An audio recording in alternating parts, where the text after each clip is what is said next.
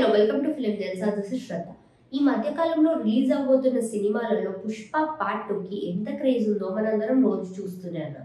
ఇక బాలీవుడ్ ఆడియన్స్ అయితే పుష్పరాజ్ ఎప్పుడెప్పుడు వస్తాడా అని చెప్పేసి చాలా ఈగర్గా ఎదురు చూస్తున్నారు.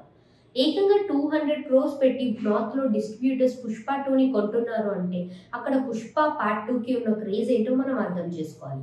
ఇక పుష్ప పార్ట్ 2 మూవీకి కాంపిటీషన్ గా మరో సినిమా నార్త్ లో రిలీజ్ అవబోతుంది. అదే చావా.